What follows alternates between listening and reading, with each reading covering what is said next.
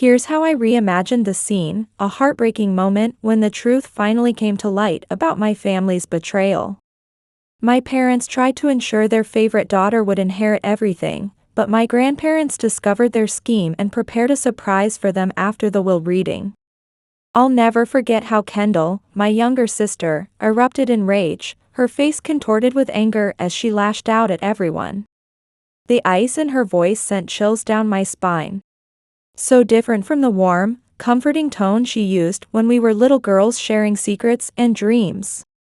My heart was pounding as I struggled to make sense of what was happening, asking Grandma why she was here when my parents had told me she was in a nursing home. When my grandmother raised her hand to stop me, I was shocked and deeply hurt. Her words came out sharp and clear as she told me how Grandpa had tried calling me repeatedly from his deathbed, desperately wanting to say goodbye to his beloved granddaughter. My hands were trembling as I asked to see the phone number they'd been calling, knowing in my gut something was terribly wrong. For a moment that felt like an eternity, Grandma disappeared and returned with a small notepad. I recognized Grandpa's familiar handwriting immediately, the way he always curved his sevens, just like he taught me when I was learning numbers. The phone number staring back at me was completely foreign, and I whispered that I'd had the same number since high school. A cold realization washed over me as I understood they had given them a fake number. Grandma's stern expression began to crumble as she revealed how my parents had told them I'd changed my number after going to college, claiming I wanted distance from them. The pieces of this cruel puzzle started falling into place as I recalled coming to visit during break, only to have Kendall turn me away, insisting no one was home. My parents had even told me my grandparents were in a nursing home, a lie that now made my stomach turn. The color drained from Grandma's face as she heard about the nursing home story. Her voice cracked as she shared how Kendall and my parents had told them I was too busy with college to visit, that I was ashamed of them, that they weren't sophisticated enough for my new life. My legs felt weak beneath me as another devastating truth emerged.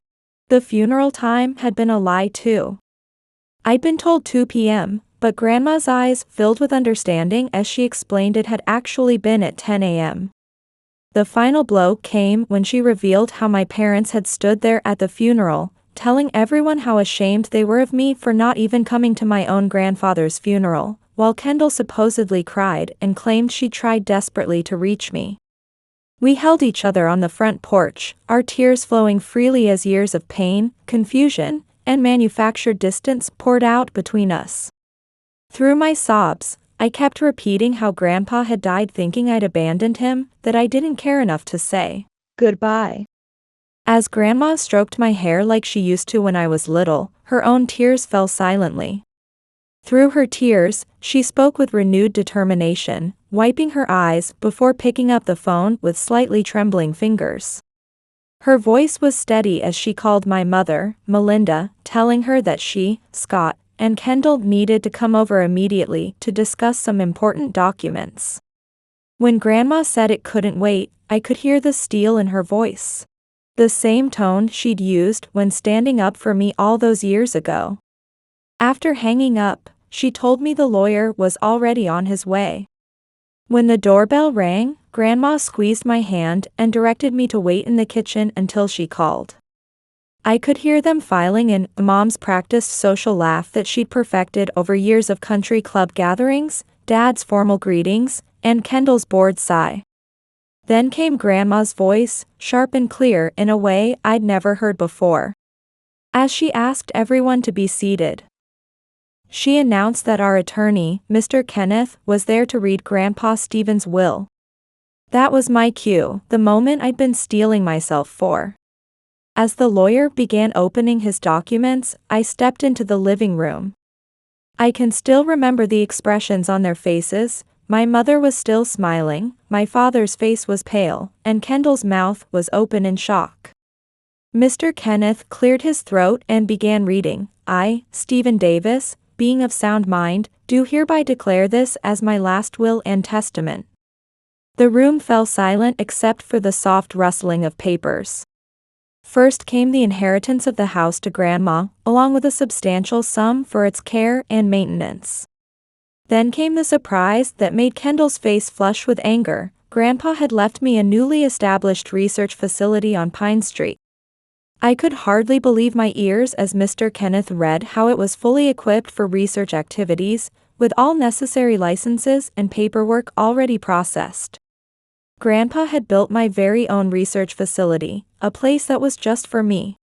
Mr. Kenneth continued with the distribution of the remaining estate. Kendall would receive 10%, while I would receive 90%.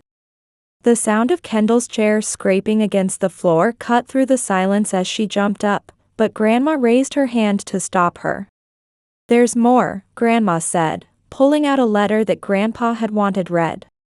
The letter transported me back to all those times I'd asked Grandpa where to put my newest trophy or certificate, and he'd always say, with the others, pulling out that special cardboard box from under the bed. I never displayed my awards, partly because I didn't want to show off, but mostly because I knew how much they troubled my parents. I never wanted to show off my achievements, but more importantly, I knew they made my parents uncomfortable. Kendall had her own opinions about my success, often sneering that nobody likes a know-it-all. Yet in the same breath, she'd turn around and ask me to help with her science homework, or rather, to do it for her. When I protested that it would be cheating, Mom would invariably command me to help my sister, insisting that family helps family. So I'd end up doing Kendall's homework, feeling like an imposter but too scared to stand up to my parents. I often overheard my parents talking about me when they thought I couldn't hear. Their whispered voices would drift up the stairs to my room where I sat with my chemistry set or research papers. "I just don't understand how she turned out this way," Mom would say, lamenting that there was no one else like me in our family. Dad would joke about a mix-up at the hospital, but the serious undertone in his voice hurt more than if it had been pure jest. One night, after I'd won another science competition, I heard Dad's voice drifting from his study as they discussed Kendall's poor grades. "It's not fair that she's so smart," he said, followed by, "Listen, we need to focus on you." "Stephanie? Well, she'll be fine on her own." I leaned against the wall, fighting back tears as I listened to them justify their neglect with twisted logic. As if being capable somehow meant I didn't need love or support. At school, I was that odd girl who spent lunch periods in the lab instead of the cafeteria. Sure, people would come to me for help with their science homework, but real friendship? That was rare. My grandparents were my safe haven, listening for hours as I explained my latest experiments and theories. They never made me feel like I was too much. "Your curiosity makes you special, Stephanie," Grandpa would tell me, explaining how I'd inherited his passion for understanding how the world works. He told me he'd always known I would become an amazing scientist. That's why he built the research facility for me. It wasn't just a building. It was his legacy, his way of ensuring I had a place where my mind could expand without limits or criticism, where I wouldn't need to hide my awards and discoveries under the bed. He said that although I never spoke about what was happening at home, he knew. He saw how my parents and sister treated me, and it pained him that he couldn't protect me more. But now, through this gift, he could give me something precious. Here's what Grandpa wanted to give me, a space that was completely my own, where I'd never have to apologize, never face limitations, never make myself smaller to make others comfortable. A place where I could truly be myself. The letter mentioned that the blueprints and keys were in the envelope. He wanted me to use the research facility however I saw fit. He'd even established a fund for maintenance costs and to hire assistants when needed. His final words touched my heart deeply, telling me to never let anyone say I was too much, knew too much, or felt too much. "The world needs more people who go too far," he wrote, signing off, "With all my love, Grandpa." As tears streamed down my face, Grandma held my hand tight. The silence in the room was deafening. Kendall ran out, with Dad chasing after her. Mom just sat there, her expression completely vacant. Mr. Kenneth cleared his throat softly and excused himself, mentioning he had additional documents to discuss with me privately. "The research facility is waiting for you," Grandma said gently. "It's time you had your own place. And now we know all the other truths too." I squeezed her hand back, feeling like I could truly breathe freely for the first time in years. Finally, I'd found my real place and people who truly understood me. I remembered all those times people would come to me for help with their science homework, and how I'd show off new science magazines and equipment I'd found, thinking Grandpa would find them interesting. But even with my grandparents' support, there was still this vast emptiness where my parents' love should have been. I'd watch other families at school events. Parents proudly embracing their children, siblings supporting each other, and feel this profound void in my chest. Then came the news that would change everything. I was graduating early at 16. I'd completed all my high school requirements and received a full scholarship to one of the nation's top universities. That first day heading to college felt like breathing fresh air for the first time. The campus was buzzing with energy, and for once, I wasn't the odd one out. In my advanced chemistry class, I met Lily and Brett. They got just as excited about molecular structures as I did. For the first time in my life, I had friends who understood me. We spent hours in the lab, exchanging ideas and getting excited about discoveries that most people would find boring.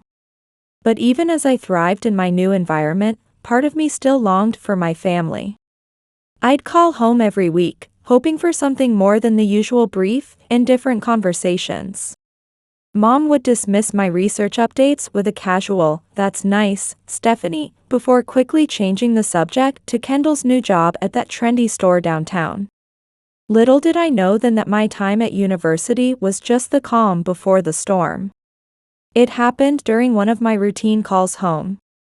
I was deep into my second semester, absorbed in a research project, when my mother's voice caught my attention. She had told my father about my grandfather's worsening condition, but assumed I had already heard about it. "And what about Grandpa?" I interrupted, my heart suddenly racing. "Mom, what's wrong with Grandpa?" The silence that followed was unnaturally long. "Oh, Stephanie, you're still on the line," she said, sounding caught off guard. She dismissed it as nothing serious, just a minor health issue, claiming he was already getting better. "I'm coming home," I declared immediately, mentally calculating the fastest route home. "I can be there by tomorrow morning." "Don't be ridiculous," Mom's voice turned sharp, insisting I needed to focus on my studies. She assured me Kendall was helping and everything was under control. There was something off about her tone, but I tried to convince myself I was being paranoid. Still, I called Grandma right away. "Oh, sweetie," she said, her voice strangely distant, telling me how Kendall was being such a great help and visiting Grandpa regularly. Kendall? The same sister who always complained about how boring it was to visit our grandparents? Something wasn't right. 2 weeks later, I stood at my grandparents' front door, my heart pounding with anticipation. Instead of Grandma's warm welcome, I found Kendall blocking the doorway. "What are you doing here?" she asked with fake surprise.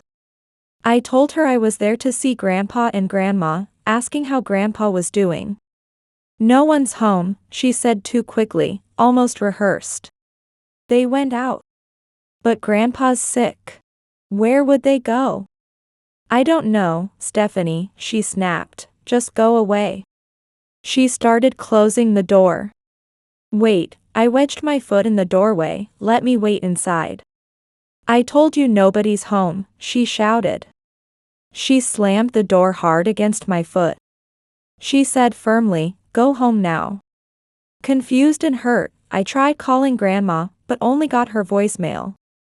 That wasn't like her at all, she always kept her phone close for my calls. With no other options, I headed to my parents' house, hoping to find answers. When I arrived, my mom and dad were in the kitchen. "What are you doing here?" Dad asked, not bothering to hide his disdain. "I told them I'd come to see Grandpa and Grandma, but they weren't home and Kendall wouldn't let me in." "Oh, sweetie," Mom interrupted, exchanging glances with Dad, "we were just about to talk to you about that." "They're in a nursing home," Mom said. The world started spinning around me. "Why didn't anyone tell me?" I asked, barely able to form the words. Dad spoke calmly, saying it was a sudden decision and that they needed specialized care. "It's for the best," he assured me. When I asked which nursing home, saying I wanted to visit, Mom quickly cut in. "They're not accepting visitors right now," she said, "maybe next time." I went back to university, but something felt terribly wrong. I tried to focus on my lab work, but my mind kept drifting back to that doorstep, to Kendall's hostile face, to my parents' calm explanations. It happened on a Tuesday morning. I was in the middle of an experiment when Mom's number appeared on my phone. The fluorescent lights hummed overhead as my heart started racing uncontrollably. Something felt ominous about the timing of this call. "Stephanie," she said in an unnaturally flat voice, "Grandpa passed away last night." The test tube fell from my hand, and the sound of it shattering as it hit the floor spread throughout the quiet lab. "What? This can't be true," I whispered hoarsely. "When is the funeral?" "Thursday at 2 p.m., she replied, "Don't be late." There was something strange about the way she said it, almost rehearsed. I ran out of the lab without even cleaning up the broken glass. My mind was spinning between grief and confusion. My beloved grandpa was gone, without a chance to say goodbye, without any final words from the man who had always believed in me. I jumped on the first flight I could find, spending the entire journey fighting back tears as memories of him flooded my mind. At 1:30 p.m., I was heading to the church. The empty parking lot was my first clue that something was terribly wrong. "Don't be late for 2 p.m. My footsteps echoed in the quiet building as I approached the entrance, dread growing with each step. Inside, a janitor was carefully mopping the floor. "The Davis funeral?" I asked, watching him work. "That ended hours ago," he replied. "It was at 10 a.m. When I learned this fact, my mind went blank. I leaned against a nearby bench as the world started spinning. With trembling hands, I desperately pulled out my phone and called my parents. "Oh, Stephanie," Mom's voice was filled with disappointment, "you got the time wrong." I clearly said 10 a.m. "No," I said firmly, though my hands were shaking so badly I could barely hold the phone. "You said 2 p.m., I even wrote it down." "Where's Grandma? I need to talk to her." Dad cut in, saying she was in the nursing home and didn't want to see me. He claimed she was very angry that I'd missed the funeral. I told my parents I was heading back to university, but my feet had other plans. Desperate for answers to this nightmare, I found myself driving to my grandparents' house. The familiar street looked exactly the same. The old oak trees, the meticulously maintained garden, Grandma's beloved wind chimes. With trembling hands, I rang the doorbell. After a moment of silence, the door opened, and there stood Grandma, who was supposedly in a nursing home, refusing to see me. "Grandma," I said, relief washing over me at the sight of her familiar face as I moved to hug her. But she stepped back, her expression stopping me cold. Her face was hard, looking at me as if I were a stranger rather than her granddaughter. From early childhood, I'd always been fascinated by the world in ways my family couldn't understand. I collected leaves and rocks, conducting experiments in the kitchen. While Kendall played with dolls, I mixed soap and vinegar to see what would happen. Grandma had always defended my curiosity when my parents complained. She always knew what I needed. And now here she stood before me, but something was terribly wrong. The grandma I knew would never look at me this way, would never make me feel like an outsider. "What do you want?" she asked in a cold voice, so different from the warm tones that had comforted me as a child. "Grandma, what's happening?" "They told me you were in a nursing home." I struggled to understand the situation. She raised her hand, the gesture shattering my heart. In my memories, Grandpa was always in his favorite armchair, reading the newspaper or solving crossword puzzles. I used to sit beside him, listening to him explain new words or tell stories about his youth. And now he was gone, without even a chance to say goodbye, because they'd deliberately given me the wrong time. This reality was difficult to accept. I felt suffocated, and it brought back painful memories from my childhood. I had always been fascinated by the world around me, examining everything I could with the tiny magnifying glass from a cereal box, while my sister Kendall played with dolls and dreamed of being a princess. "Mom, why do leaves change color and fall?" I once asked, showing her a vibrant maple leaf I'd found. "Stephanie, ask your teacher," Mom replied without looking at me. "I'm busy helping with Kendall's dance recital costume." That was her typical response to my endless questions about science and nature. One afternoon when I was 7, I sat at the kitchen table with various household items laid out before me, fascinated by their properties as I mixed baking soda with different liquids. "What on earth are you doing?" Mom's voice broke my concentration. "What a mess. Clean this up right now. We need the kitchen clean for your sister's birthday party guests." Kendall's birthday parties were always elaborate affairs with crowds of guests, life-sized cartoon characters, and entertainment. In contrast, my parties were small gatherings with just my grandparents. "Here's your birthday present, sweetie," Dad would say, handing me a new science encyclopedia. I loved those books, but it was clear where my parents' real interest lay as I watched Kendall unwrap mountains of toys and gadgets. I'm so grateful for my grandparents. They were my sanctuary. Every weekend and school break, they welcomed me with open arms. "Tell me more about what you learned this week, my little scientist," Grandpa would say, his eyes shining with genuine enthusiasm as I explained my latest discoveries. Kendall never came to visit them. "It's boring there," she'd always complain. "Besides, Mom and Dad are taking me to the new amusement park this weekend." I tried to ignore the ache in my chest as I watched them leave through the window. "Can I come too?" I once asked. "Oh, sweetie," Mom said absently, patting my head, "you wouldn't enjoy it. You'd just want to know how everything works." That's how it always was. I was the misfit, the one who asked too many questions, the girl who preferred microscopes to makeup. And Kendall was the typical daughter, fitting perfectly into their model of an ideal child. Everything changed when I entered high school. For the first time outside of my grandparents, I found someone who truly understood me. My science teacher, Mr. Brown. I sat outside the classroom during parent-teacher conferences, hearing him tell my parents about my extraordinary talent.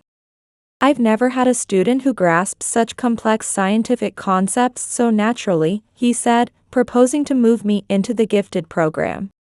I heard the contempt in Mom's voice as she replied that it seemed like too much trouble, that I was fine as I was. She couldn't have Kendall feeling left out, she said. It wouldn't be right for me to get special treatment. My heart sank as I sat there, knowing they would refuse. Of course, they never said a yes to anything for me. That's when Grandma found out. The next day, she marched into school like a general heading into battle. I'll never forget her resolute voice in the principal's office. "My granddaughter will take these tests and receive every opportunity she deserves, regardless of what her parents say." When the principal protested, saying they had no right to override parental decisions, Grandma stood her ground. I can still see the determination blazing in her eyes as she declared, "I am her grandmother and legal secondary guardian in case anything happens to her parents. I have every right to demand these tests, and by law, you are required to provide them." She pulled documents from her bag and started citing legal requirements. With Grandma's help, I took the tests and achieved one of the highest scores ever recorded at the school. Despite support from teachers and counselors, my parents still refused to allow me into the program. I didn't know my daughter had that authority, her mother told the principal. This is our final decision. But Grandma wouldn't give up. I remembered the principal saying they needed parental consent, and Grandma responding that my parents were under her watch. Just make sure Stephanie has her chance, she had said. And somehow, she succeeded. After a week of intense arguments and likely financial pressure from my grandparents, my parents finally agreed to let me take the placement tests. I excelled in every test they gave me. Suddenly, my world expanded beyond anything I'd imagined. The gifted program opened doors I hadn't even known existed. International science competitions, academic Olympics, research seminars. I dove into all of it, and for the first time in my life, I was surrounded by people who thought like me, who got excited about the same things I did. I won my first international competition with a project on sustainable ecosystems, and then another, and another. My dear family, Grandma began in a strong, clear voice, I have watched favoritism poison this family for years. I am extremely embarrassed by the way my son and his wife have treated my grandchildren. Every child deserves equal love. Enough. Kendall suddenly jumped up screaming. This is ridiculous. Why should she get anything? Do you know what I had to do? Spending hours with that boring old man, pretending to care. Mom tried to quiet her, but Kendall was beyond control. You promised, she turned to our parents, you promised if I was good and visited him and played the perfect grandchild, everything would be mine. You made me grovel in front of a dying man. The ugly truth of her manipulation was finally exposed in all its horror. And now, Kendall continued, her voice rising to a shriek, Little Miss Perfect gets the whole research facility, and I only get 10%?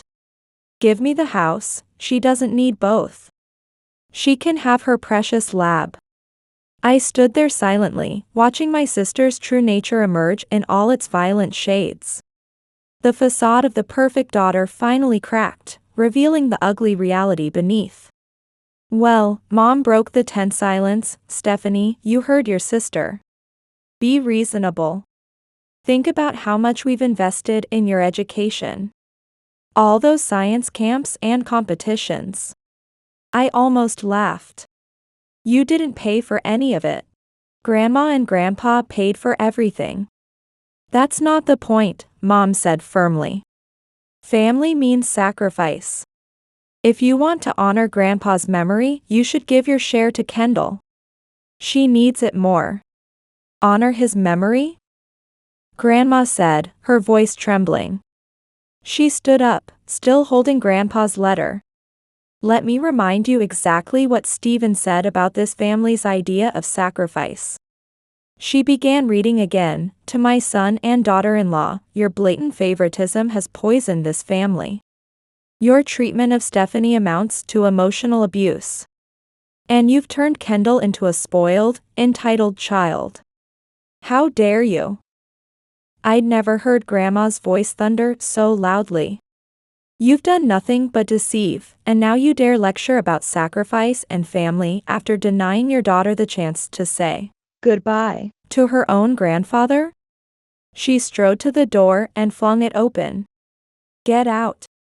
I'm glad Stephen left you nothing. Kendall, you're a spoiled, selfish child who learned from spoiled, selfish parents. They left with slammed doors and threats, and then a strange quiet settled over the house. 5 years have passed since then. Now I run the research center Grandpa built for me, and it's more than I could have ever imagined. Sometimes, working late into the night, I feel his proud, loving presence, just like always. Grandma visits often, loving our Sunday lunches at the lab where she asks about my latest research. She tells me she's taking science courses at the local community college to better understand my work. But I know the truth. She just wants to share in the passion for learning that Grandpa and I always had. I haven't spoken to Kendall or my parents since that day. Sometimes their numbers appear on my phone or their names in my mailbox, but I delete them without looking. I made my choice, just as they made theirs long ago. The other day, I found an old photo in one of Grandpa's books. It shows a much younger me peering through a magnifying glass in the garden while he points at something. On the back, in his handwriting, "My little scientist will change the world someday." That photo sits on my desk now. I've realized something. Not all families are bound by blood. Sometimes, your real family are the people who believe in you, champion your goals, and love you not despite your differences, but because of them. My phone rang. It was Lily, my best friend since college and now my lab's associate director. Her cheerful voice came through. "Stephanie, want to go hiking this weekend? Brett's coming too." I looked up at the cloudless blue sky, stretching endlessly above like a path to the future. "I'm in," I answered with certainty in my voice. Grandpa's research facility had become more than just a building. It was a symbol of a new beginning. A place where I could forge my own path without being bound by the past, and most importantly, a place where I could truly be myself. As night fell and the lab lights switched off one by one, I stayed behind working late. Past, present, and future, all converging in one place. I set down my pen and took a deep breath, whispering silently to myself. "Thank you, Grandpa. I promise to become the person you always believed I could be and make the world a little bit better." Outside my window, the stars twinkled quietly. A new morning would bring new possibilities. And I would continue walking my own path.